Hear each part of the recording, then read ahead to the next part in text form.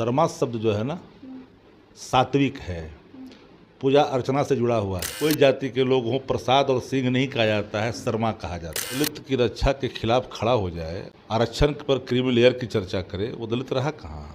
लालू प्रसाद यादव का बयान आता है, जीतनराम मांझी को वो मुसहर कहते हैं। इस मुद्दे पर हम बातचीत करेंगे। हमारे पास अभी मौजूद है आरजेडी के मुख्य प्रवक्ता शक्ति यादव जी। शक्ति जी, जिस तरह से लालू यादव जीतनराम मांझी को मुसहर कहते हैं, तमाम लोगों की प्रतिक्रिया आती है कि इस तरह की भाषा का इस्तेमाल को लेकर आप क्या कुछ कहेंगे? यादव को यादव कहता है, गोप कहता है, ग्वाला कहता है, तो कहाँ कोई आपत्तिजनक बात है? कोई संसदीय बात तो है नहीं। असंसदीय आचरण तो जीतनराम मांझी जी ने व्यक्त किया। शर्मा शब्द जो है ना सात्विक है, पूजा अर्चना से जुड़ा हुआ है। पंडित जब पूजा कराते हैं तो अमुक शर्मा, वो कोई जाति के लोग हों, प्रसाद और सिंह नहीं कहा जाता है, शर्मा कहा जाता है।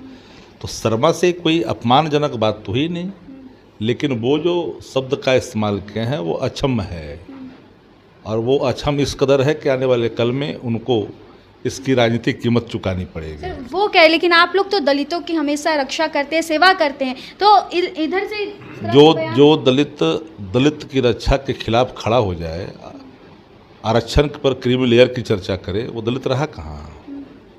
वो तो दलित नहीं है। वो दलितों के खिलाफ बोल रहा है ना।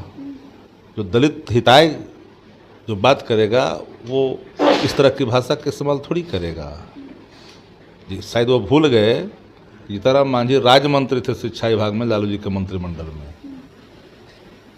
कृतज्ञता की भी एक सीमा होती है। आपको जब जिन जमातों ने मुख्यमंत्री रहते मंदिर में जाने के बाद मंदिर धो दिया, उसी का पैर पकड़ के चरण वंदना कर रहे हैं। एक सवाल और रहेगा, शीला मंडल आप लोगों को बोल रही हैं कि जिस तरह से तेजस्वी यादव बुलेटिन जारी करते हैं अपराध को लेकर, तो आप लोगों को कहते हैं कि उनको 2005 के पहले की याद दिलाना चाहिए। 2005 में पता भी था वो कहाँ थे, क्या कर रहे थे, किस रूप में थे। वो तो बोलती है हम लोग घर में रहते थे, बाहर भी जानकारी प्राप्त है। 90 के पहले का बिहार देखे हैं। 2005 में तो बिहार सुखी और संपन्न और अपराध मुक्त बिहार दिया गया।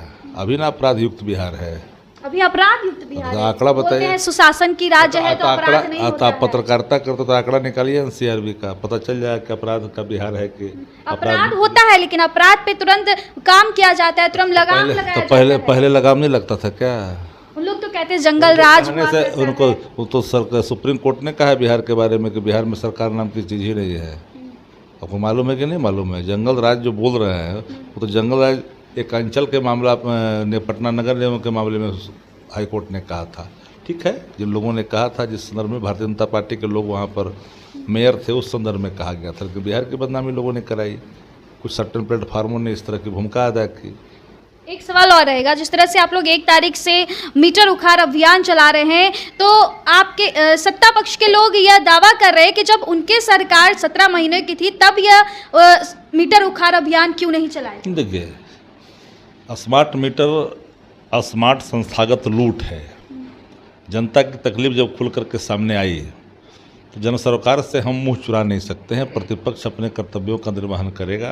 आम जनता की जब जेब ढीले किए जाएंगे, लगभग 350 करोड़ रुपया प्रति माह वसूला जाएगा, बिहार की जनता की गाढ़ी कमाई का कंपनी लूटेगी, तो चुप कैसे बैठ सकता है प्रतिपक्ष? चलिए, तो आप साफ तौर पर सुन रहे थे। हमारे साथ मौजूद थे बातचीत करने के लिए आरजेडी के मुख्य प्रवक्ता शक्ति यादव जी। इन्होंने साफ तौर पर, चाहे वो लालू यादव के बयान की बात हो या फिर मीटर उखाड़ अभियान की बात हो, तो ऐसे देश दुनिया की तमाम खबरों के लिए देखते रहे मीडिया वाली निधि सिंह के साथ। बहुत बहुत धन्यवाद।